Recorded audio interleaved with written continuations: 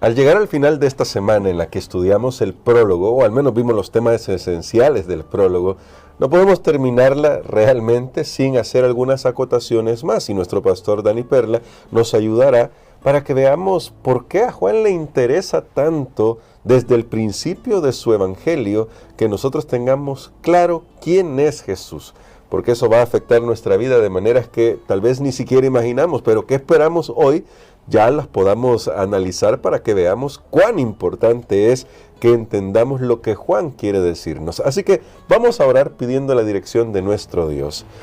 Padre Santo y bueno, venimos ante ti pidiendo sabiduría porque necesitamos que tu Espíritu Santo ilumine nuestras mentes. A veces nos hemos dejado seducir por muchas teorías, por muchas filosofías, pero hoy queremos, Señor, que tú nos ilumines con tu palabra. Lo pedimos en Jesús. Amén. Esta semana, pastor, estuvimos hablando un poco acerca de Jesús y los temas centrales que habrá en todo el libro. Ya estudiamos la parte práctica, si podemos decirlo, en las 2 primeras semanas, pero ahora el autor de la lección nos lleva de nuevo al prólogo de Juan para que comprendamos nosotros quién es el que está actuando en todo el evangelio. Y las primeras palabras, que ya las estudiamos al principio de la semana, son impresionantes. En el principio era el verbo estaba con Dios y el verbo era Dios. Pastor, ¿por qué es importante para Juan comenzar de esa forma tan contundente su evangelio?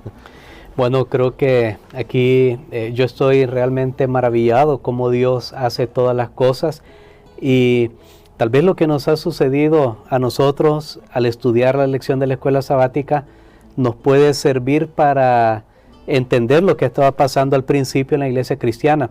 Justamente el trimestre anterior estudiamos todo un evangelio y casi fuimos textual ahí en el evangelio de Marcos, analizando acerca de Jesús. Por supuesto, es uno de los evangelios, trata de la vida de Jesús. Y hoy tenemos el evangelio de Juan, que uno decía, bueno, si ya está Mateo, Marcos, Lucas, ¿por qué necesitamos uno más? Claro. O cualquiera de ellos que quitemos y quedan los otros. La pregunta es, ¿qué diferencia hace? Y sabe que precisamente cuando el apóstol Juan escribió su evangelio, ya estaban en circulación los otros relatos de Jesús, Mateo, Marcos, Lucas, pero Juan vio la necesidad de escribir porque él iba a dar una visión particular que él vio que no se estaba enfatizando. Eso es bien importante. Y es como nosotros hemos estudiado de Jesús, vimos un milagro, vimos tantas cosas, pero ahora al venir al Evangelio de Juan, y en buena hora está llegando, ya lo voy a decir por qué, tanto para los primeros recipientes de este documento como para nosotros ahora, porque era como que Juan dijera, bueno, sí, están hablando de Jesús, sí, la gente están diciendo todo lo que él hizo, pero hay algo que no están enfatizando, dice Juan, y es su divinidad.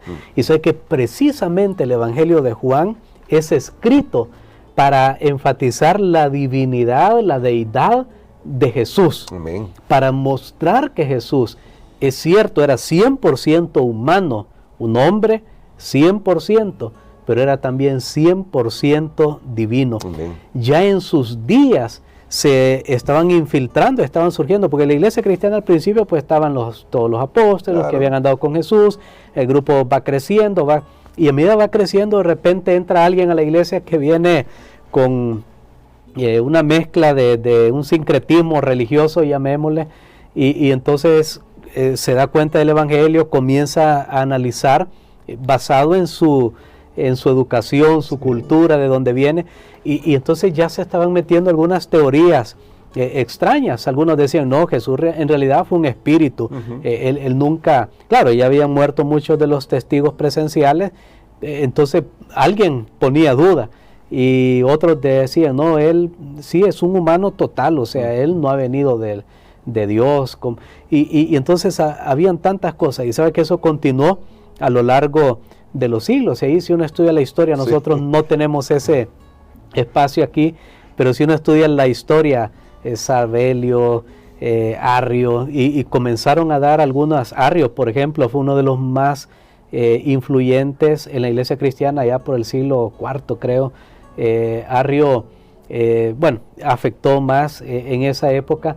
Él hablaba acerca de Jesús que no era Dios, sino que era alguien, un ser creado, y eso hizo mucho efecto. Hubo, un montón de consecuencias entre los cristianos en esa época, pero entonces por eso Juan escribe su evangelio, para decirnos, mire, ustedes tienen que saber que la salvación está disponible a través de Jesucristo, pero ustedes tienen que creer en Él, pero creer en el verdadero Jesús, y eso ya lo vimos, en el verdadero, porque hay muchos falsos cristos. De hecho, toda religión falsa tiene una falsa concepción, o toda iglesia falsa acerca de quién es Jesús. Mire, puede ser hasta a veces predicadores muy reconocidos, evangélicos, pero tienen una concepción falsa acerca de Jesús y de la divinidad de Jesús.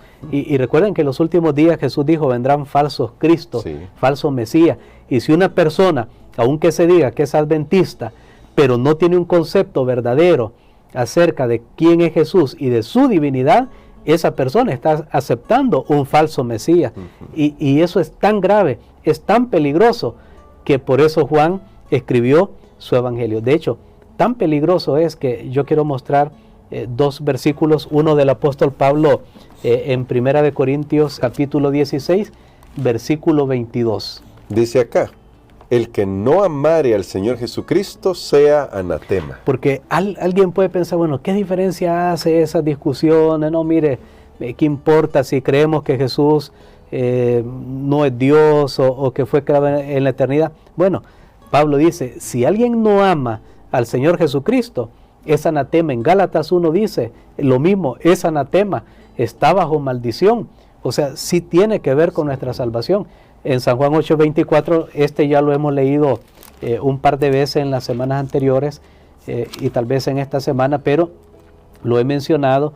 Sin embargo, yo creo que es bueno nuevamente escuchar lo que Jesús tiene que decir acerca de sí mismo. Bueno, dice acá, por eso os dije que moriréis en vuestros pecados, porque si no creéis que yo soy, en vuestros pecados moriréis. Muy bien, ahí tenemos entonces, hermano Gerson, claramente por qué es importante que nosotros conozcamos quién es Jesús y qué es lo que Él ha hecho por nosotros estando aquí en la tierra, pero qué hizo Él en la eternidad. Amén. Y ahora, pastor, usted decía, ¿por qué también esto va a resultar importante para nosotros y para sus recipientes? Y cuando leo estos pasajes, de hecho, cuando estudiamos esto, uno solo puede maravillarse y agradecer la presencia de Dios que se adelanta a los pensamientos humanos, porque quisiera ahondar en esa pregunta. ¿Qué diferencia hace si Jesús es Dios o no es Dios? Especialmente en el tema de nuestra salvación. ¿Qué ganamos o qué perdemos? ¿Qué perdemos si Jesús no es Dios y si Él que fue a la cruz de Calvario y murió ahí no es quien dijo ser? Bueno, precisamente cuando vamos al final de el Evangelio de Juan, nosotros encontramos ahí, que fue el versículo para memorizar en la primera semana, que Jesús dice, Juan dice, estas cosas son escritas. Él tenía un propósito en mente, como ya lo mencioné, al escribir su evangelio. Dice, para que creáis en el Hijo de Dios y creyendo tengáis vida en su nombre. O sea, no hay vida eterna. ¿Qué perdemos? La salvación. No hay vida eterna, sino a través de Jesucristo. Amén. Y Jesucristo no me puede dar vida eterna si Él no es Dios. Si, él no podría dar vida eterna si Él no es el Creador. Por eso Juan lo presenta en el prólogo que hemos estudiado esta semana como el verbo, el logos, la palabra. En realidad el logos es el término original que aparece en el texto griego. El logos, Juan lo presenta como el logos, que significa palabra, que en español ha sido traducido como verbo en varias versiones, pero lo presenta como la luz, como la vida. En Él estaba la vida, que tiene vida en sí mismo, que estaba a la par de Dios. De paso, quiero decir algo. Lo dijimos al principio, que este era un canto en la iglesia cristiana primitiva, de la manera como está construido. En el principio era el verbo estaba con Dios, y en griego dice Dios era el verbo. Ahí no hay artículo para decir, para confundir que es Dios el Padre. No, ha declarado el verbo estaba con Dios. Si después dice que el verbo es Dios, ¿cómo es que estamos diciendo que Dios estaba con Dios? No, como que alguien está con la misma persona. La única manera de solucionar esto es que son dos seres. Son dos seres separados, dos personalidades distintas. Entonces, este era un canto de la iglesia cristiana primitiva. Y aquí hago un comercial, la importancia de la música, de los cantos. Del contenido. Es correcto, del mensaje también.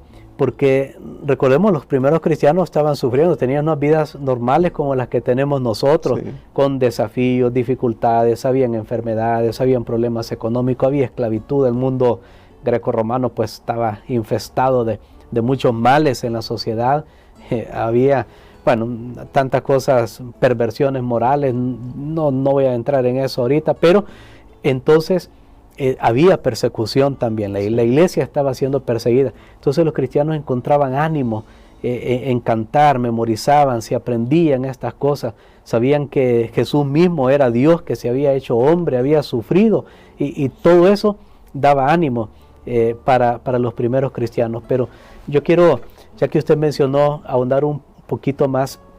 Sabe que es una gran perversión del enemigo, el hacer creer a algunas personas que se han dejado seducir, y yo diría fatuas, el hacer creer a estas personas que Jesús no es Dios. Porque yo me preguntaba, ¿qué perdemos? Al final, ¿qué diferencia hace? Y entonces me doy cuenta de algo. En la Biblia nosotros encontramos que solo hay un Dios y que debe ser adorado. Amén. Noten esto, solo hay un Dios y que debe ser adorado.